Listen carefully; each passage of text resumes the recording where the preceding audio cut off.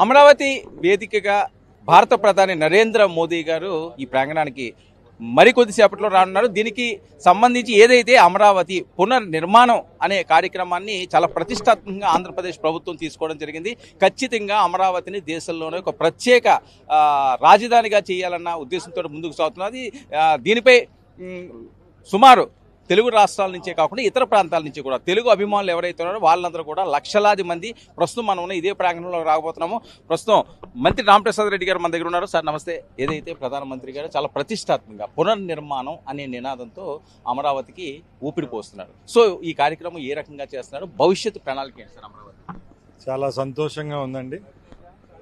ఆంధ్ర రాష్ట్ర ప్రజల యొక్క కళ, చంద్రబాబు నాయుడు గారి దార్శనికత, మరొక్కసారి అమరావతి రీస్టార్ట్ అంటూ గౌరవ ప్రధానమంత్రి నరేంద్ర మోడీ గారి హస్తాలతో రేపు మరొక్కసారి ఇనాగరేషన్ కార్యక్రమం ఇక్కడ జరుగుతూ ఉంది. మీరు చెప్పినట్టు కోట్లాది మంది తెలుగువారి యొక్క గుండె చప్పుడు రేపు రాబోయే తరాలకు ఒక దిక్సూచిలా ఉండే రాజధాని నిర్మించేదానికి చంద్రబాబు నాయుడు గారి నాయకత్వంలో ఈ కార్యక్రమం రూపకల్పన జరిగింది.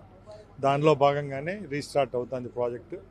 మీ అందరికీ తెలుసు, గత 5 సంవత్సరాల్లో 50,000 ఎకరాలు ఏ స్వార్థం లేకుండా భూమినిచ్చిన రైతుల యొక్క మాన ప్రాణాలతో ఆ ప్రభుత్వం ఆడుకుంటే మరొక్కసారి వాళ్ళకు భరోసా కల్పిస్తూ వాళ్ళ కోసం మేమున్నామంటూ ఆ రోజు ఏ మాట అయితే చెప్పామో దానిలో పనిగానే ఈరోజు అమరావతిని రేపు 4 సంవత్సరాల్లో పునర్నిర్మాణం జరుగుతుంది. అలాగే రేపు రాబోయే భవిష్యత్తు తరాలు మన బిడ్డలకైతేనే రాబోయే తరాలకు ఇక్కడ ఒక హబ్గా భారతదేశంలోనే కాదు ప్రపంచంలోనే 50,000 ఎకరాల్లో ఉండే ఏ ఒక ప్రైవేట్ డిఎల్ఎఫ్ అలాగే పెద్ద పెద్ద సంస్థలకు చెందిన వెంచర్లు కూడా లేవు, ప్రాజెక్ట్స్ కూడా లేవు. అలాంటి పెద్ద సంస్థ ఇక్కడ మనం నెలకొల్పితే ఇక్కడ ఎన్నో ఎడ్యుకేషన్ ఇన్స్టిట్యూట్స్ అయితే హెల్త్ పరంగా, స్పోర్ట్స్ పరంగా ఎన్నో అవకాశాలు ఉంటాయి. అలాగే గుంటూరు, విజయవాడ చుట్టుపక్కల ఉన్న ప్రాంతాలు అభివృద్ధి చెందుతాయి. రేపు హైదరాబాద్కు తలదన్నే రాజధాని ఇక్కడైతే నిర్మాణం జరుగుతుంది. సరే, అమరావతినా ఆంధ్రప్రదేశ్కి రాజధాని? ఇంకేమైనా అనుమానాలు ఉన్నాయి? వై నాట్ అండి, దాని గురించి ఇంకా క్వశ్చన్ అవసరం లేదు. ఎందుకంటే ముందు నుంచి చంద్రబాబు నాయుడు యొక్క చైల్డ్ బౌండ్ ప్రాజెక్ట్ ఇది. తప్పకుండా 4 సంవత్సరాల్లోనే అమరావతి ఏదో చేసి చూపించేదానికి మా ప్రభుత్వం, మా ముఖ్యమంత్రి గారు సిద్ధంగా ఉన్నారు. సార్, కేంద్ర ప్రభుత్వం ఈసారి అమరావతికి ఎలాంటి వరాలు ఇచ్చే అవకాశం అయితే కనిపిస్తుంది? ఎందుకంటే గతంలో ఇప్పటికీ కూర్చున్నాం, నిన్నటి నుంచి కూడా వైసీపీ వల్ల ఉన్నాయండి. ట్రోల్ అవుతున్న అంశాలు ఏంటంటే గతంలో మోదీ గారు వచ్చారు, ఏమున్నది మట్టి నీళ్లు ఇచ్చి వెళ్ళిపోయారు, రేపు ఏమి ఇస్తారన్నది ఆశగా ఎదురు చూస్తున్నారు 5 కోట్ల మంది ఆంధ్రప్రదేశ్. గతం అండి. ఇప్పుడు మేము కూటమి ప్రభుత్వంలో 3 పార్టీలు ఉన్నాయి.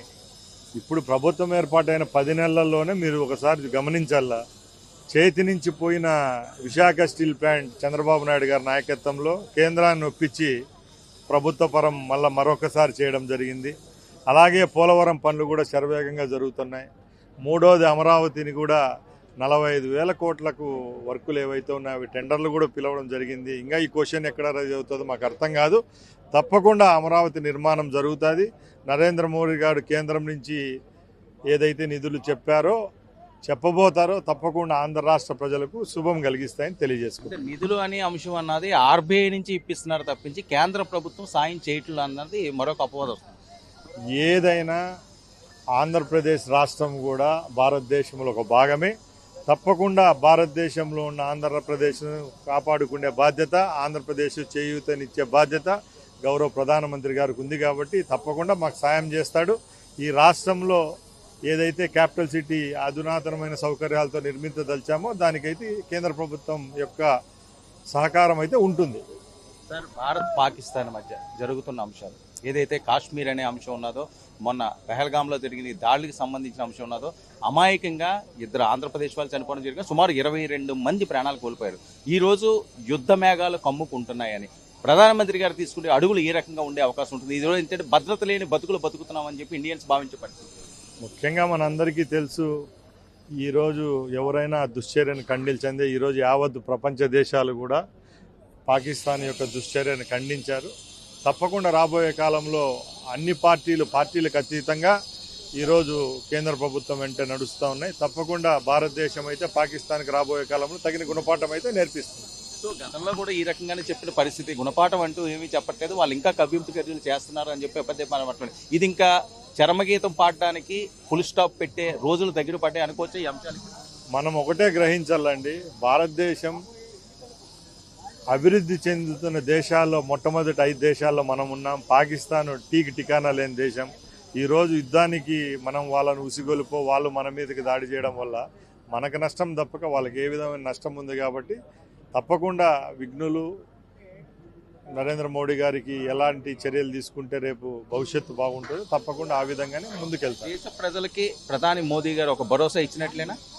100% 100కి 100 కవ్వింపు చర్యలు మన తరపున ఉంటాయో లేవో చెప్పలేము, కానీ తప్పకుండా భారతదేశ ప్రజల వెంట ఈ ప్రభుత్వం అయితే ఉంది. సార్, ఇప్పుడు ఒక హీట్ నడుస్తుంది భారత్ పాక్ మధ్య. ఇలాంటి టైంలో ఆంధ్రప్రదేశ్లో ప్రధాని మోదీ గారు పర్యటిస్తున్న నేపథ్యం, సో భద్రతకి సంబంధించి ఎలాంటి ప్రికాషన్ తీసుకుంటారు? తప్పకుండా అండి, ఆంధ్ర రాష్ట్ర పోలీస్ అయితేనేం, అలాగే కేంద్రానికి సంబంధించిన నిఘా వర్గాలు అందరూ మోడీ గారి యొక్క పర్యటనలు విజయవంతం చేసే విధంగా ప్రయత్నాలు జరుగుతున్నాయి. దానిలో భాగంగానే అందరూ సహకరిస్తున్నారు. తప్పకుండా రేపు భారతదేశంలోనే ఎక్కడా లేని విధంగా ఈ ప్రోగ్రామ్ సక్సెస్ అవుతుంది.